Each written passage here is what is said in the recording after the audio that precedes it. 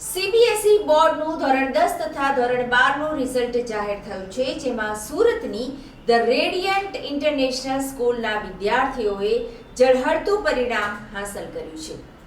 CBSE દ્વારા March 2024માં ધોરણ 10ની પરીક્ષા લેવામાં આવી હતી, જેમાં ધી રેડિયન્ટ ઇન્ટરનેશનલ સ્કૂલના કુલ 174 વિદ્યાર્થીઓએ ભાગ લીધો હતો. સીબીએસઈ દ્વારા ગઈકાલે 13 મે 2024ના રોજ જાહેર કરાયેલ પરિણામમાં કુલ 34 વિદ્યાર્થીઓએ 90%થી વધુ ગુણ મેળવીને શાળાનું ગૌરવ વધાર્યું છે અને 72થી વધુ વિદ્યાર્થીઓએ 80%થી વધુ ગુણ મેળવ્યા છે. શાળાનું પરિણામ 100% આવ્યું છે. શાળાના તેજસ્વી વિદ્યાર્થીઓ મરજી કોલા, સૌમ્યા ઝા અને દિશા ત્રિવેદીએ 96.80% સાથે પ્રથમ સ્થાન મેળવ્યું હતું. બોર્ડમાં ઉત્કૃષ્ટ પરિણામ પ્રાપ્ત કરવામાં શાળાના મહેનતુ શિક્ષકોએ ખૂબ જ ફાળો આપ્યો હતો. શાળાના સ્થાપક રામજીભાઈ માંગુકિયા, શાળાના ઉપપ્રમુખ જિગ્નેશભાઈ માંગુકિયા, મેનેજિંગ ડિરેક્ટર કિશનભાઈ માંગુકિયાએ બાળકોને મીઠાઈ અને ફૂલ આપીને શુભેચ્છા પાઠવી હતી અને ભવિષ્યમાં વધુ સારી પ્રગતિ કરે તેવી શુભકામનાઓ પાઠવી હતી. શાળાના ટ્રસ્ટી ઈશ્વરભાઈ માંગુકિયા અને ગિરધરભાઈ અસોદરિયાએ વિદ્યાર્થીઓને હાર્દિક શુભેચ્છાઓ પાઠવી હતી. તેમજ શાળાના કેમ્પસ ડાયરેક્ટર આશીષભાઈ વાઘાણી અને સીબીએસઈ આચાર્ય તુષાર પરમારે વિદ્યાર્થીઓ અને વાલીઓ દ્વારા આપવામાં આવેલ સહકારની પ્રશંસા કરી હતી. તેમજ બાળકો અને વાલીઓને अभिनंदन पाठव्या है. हैदराबाद का प्रिंसिपल हूँ. कल सीबीएसई ने 12th और 10th के रिजल्ट डिक्लेयर किए हैं और 10th के रिजल्ट के बारे में मैं बताना चाहता हूँ. हमारे स्कूल में 174 बच्चों ने एग्ज़ाम लिखी थी और सारे बच्चे अच्छे मार्क्स से उत्तीर्ण हुए हैं. हमारा जो फर्स्ट रैंकर हैं वो इस बार 3 बच्चे हैं, मर्जी, सौम्या और दिशा, और तीनों बच्चों ने 96.8% हासिल किए हैं. हमारे 33 बच्चे हैं जिन्होंने 90% अबव स्कोर किया है और 72 बच्चे हैं जो 80 अबव है. तो ये जो स्कोर आया है, मैं उसके लिए हमारे स्टूडेंट्स को, हमारे पेरेंट्स को, मैनेजमेंट को और ख़ास करके सारे बच्चों को बधाई देना चाहता हूँ. सर, ये जो आपके जो टॉपर्स बच्चे हैं उनके लिए आप किस प्रकार से अपने टीचर्स को इंटीमेट करते हैं या सभी बच्चों को एक साथ में ही ट्रीट करते हैं? किस तरह से इन लोगों को एजुकेशन मिल रहा है? सर, हर एक क्लास में कुछ बच्चे होते हैं जो बहुत होशियार होते हैं, कुछ होते हैं जो एवरेज और स्लो लर्नर होते हैं. तो टीचर हमारे पहले से ही ट्रेंड हैं इन बच्चों को गाइड करने के लिए. जो बच्चे होशियार हैं उनके लिए अलग से वर्कशीट, डेली वर्कशीट दी जाती हैं जो बच्चे उसको सॉल्व करते हैं, और जो बच्चे एवरेज हैं उनके लिए अलग वर्कशीट होती है, और जो स्लो लर्नर हैं उनको इतना फोकस किया जाता है कि उनका कॉन्फिडेंस बढ़े ताकि वो बोर्ड के लिए प्रिपेयर हो जाए. इतना अच्छा रिजल्ट आ सका है आपका, आगे का गोल आपका क्या है? हमारे टीचर की जो टीम है वो बहुत स्ट्रांग है और हर साल हम नया रिकॉर्ड बनाते जाएंगे, ऐसी मेरी आशा है. और सिर्फ A1 में मेरे 33 बच्चे हैं. मैं चाहता हूँ कि मेरे सारे बच्चे A1 कैटेगरी में आए. जितने बच्चे बोर्ड एग्जाम लिख रहे हैं वो सारे A1 कैटेगरी में आए और अपने जीवन के जो लक्ष्य है उसको हासिल करें. जितने बच्चों ने इंटरव्यू दिया उसमें सभी में आपके टीचर्स का बच्चों ने अच्छी सराहना की है. क्या रीज़न है इसका? सर, हमारे यहाँ सबसे पहला जो नियम है टीचर का, वो पढ़ाने से पहले एक बॉन्डिंग बनाते हैं. हर टीचर अपने बच्चों के साथ पहले एक अच्छा रिलेशन बनाते हैं.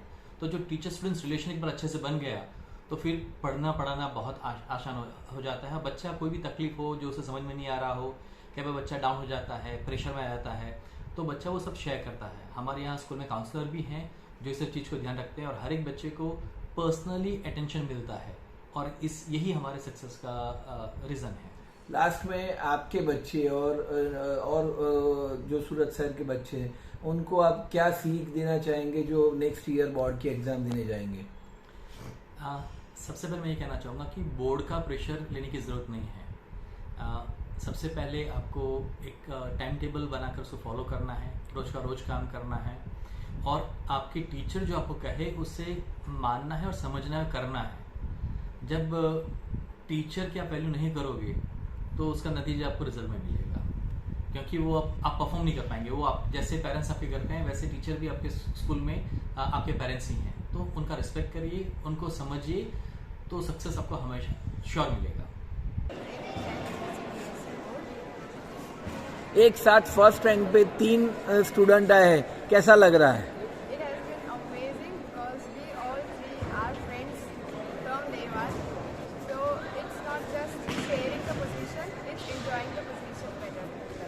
क्या बनना चाहते हो आगे? There are a lot more opportunities you can go for, but yes, percentage does matter and you can go for it. आपने कितने घंटे पूरे साल में पढ़ाई की जिससे इतना अच्छा रिजल्ट आपका आ सका है? Not about hours, but it should be consistency that you should maintain throughout the journey. And yes, I can say that I have been very consistent in my journey. School में teachers किस तरह से आपके पीछे आपकी मदद करते थे या आपको अच्छी पढ़ाई करवाते थे जिससे इतना अच्छा रिजल्ट आपका आ सका है? Yes, teachers have been the greatest inspiration these days and they have inspired us a lot. Even principal sir himself motivated us that yes, we can do and the results. Last में आप यहाँ पर आपको other activities किस तरह से करवाई जाती है? It's very nice. We really enjoy a lot in other activities. Actually, other activities or co-curricular activities are the one which keeps us motivated along with our curriculum. Hello everyone, I am Mercy Kola and I have been studying in Radiant International School since grade 8 and this year in the 10th standard I have scored 96.8%. बेटा पिछले 3 सालों से यहाँ पर पढ़ रहे हो, teachers आपके पीछे किस तरह से आपकी मदद कर रहे हैं, किस तरह से आपको पढ़ा रहे हैं, उसके बारे में बताइए। Okay, the faculties over here are so supportive. They guide us through all our mysteries, queries and everything and they keep supporting us so that we can push beyond our limits and do whatever we actually dream of. And that's what I want to say guys, I only dreamt of getting above this, above 95% and they helped me, they supported me a lot throughout the year that I got what I dreamt of. आपका इतना अच्छा result आया है, इसका श्रेय आप किसको देना चाहोगे? Okay, so there are a number of people which I want to give credit along with me as well because like this was not only my battle, it was like my parents, even my siblings, my tuition teachers, my like school faculty, principal, they all show faith in me throughout the year. Like you can do it, and that's why like I am standing over here and achieve this position. आप जो आपके जैसे दूसरे student है जो next year board की exam देने जाएंगे उनको क्या सीख देना चाहेंगे? Okay, one thing I learned throughout the it's not always about what you learn or what you study throughout the it's more than about what you understand throughout the year. So like my target was to understand each and everything rather than to like just mug up all the things like just learning it for the sake of the learning. I rather understood it and throughout the year that helped me at the end of the exam and this was the like achievement. એક તો અમે trustee લોકો નાનામાં નાની દરેક બાબતમાં સ્કૂલમાં involve થઈએ છીએ અને અમે ટીમવર્કથી કામ કરીએ છીએ. અમારી પાસે જે સ્ટાફ છે, પ્રિન્સિપાલ, પછી શિક્ષકો, ઇન્ચાર્જ કે કેમ્પસ ડાયરેક્ટર બધા એક મળીને કામ કરે છે અને ક્લાસમાં દરેક વિદ્યાર્થીઓ પર ઇન્ડિવિડ્યુઅલ અમે ધ્યાન રાખતા હોઈએ છીએ કે દરેક વિદ્યાર્થી કેવી રીતે પ્રગતિ કરી શકે. આ અમારું મેઇન કારણ છે. અમારે ત્યાં પ્રિન્સિપાલ હોય, કેમ્પસ ડાયરેક્ટર હોય કે પછી ટીચર્સ હોય કે પછી સ્કૂલનો પ્યુન હોય, અમે એક શાળા પરિવારની જેમ કામ કરે છે. પરિવારની ભાવનાથી આખી શાળામાં તમામ કર્મચારીઓ કામ કરે છે. એના સૌના સહયોગથી જ અમારું આ પરિણામ આવી શક્યું છે. સર આપણે ત્યાં શિક્ષકો ગઈકાલે વાલીઓ એવું કહેતા હતા કે ભાઈ શિક્ષકો અમે અહીંયા એકને એક શિક્ષકો જોયા છે જેને કારણે અમારા બાળકોને એજ્યુકેશન સારું મળી રહ્યું છે. શું કારણ છે કે શિક્ષકો આપણે ત્યાં આટલા બધા વર્ષોથી જોડાયેલા રહે છે? બિલકુલ રાઈટ. કારણ કે અમારી શાળામાં છેલ્લા 12 વર્ષ કે 14 વર્ષ જૂના ઘણા બધા શિક્ષકો છે અને શિક્ષકો એક પરિવારની જેમ સાથે મળીને કામ કરે છે. એટલે કોઈ શિક્ષકને શાળા છોડવી ન ગમે એ ટાઈપનો અમે માહોલ અને વાતાવરણ સ્કૂલની અંદર ઊભું કરેલું છે. સર આપણે રેડિયન્ટ ઇન્ટરનેશનલ સ્કૂલને આવનારા સમયોમાં કઈ દિશામાં લઈ જવા માંગીએ છીએ? આવનાર સમયમાં અમે સ્કિલ બેઝ ઉપર જવા માગીએ છીએ. હું સ્પષ્ટપણે માનું છું કે માત્ર પુસ્તકલક્ષી શિક્ષણથી બાળકનો જીવન વિકાસ થતો નથી.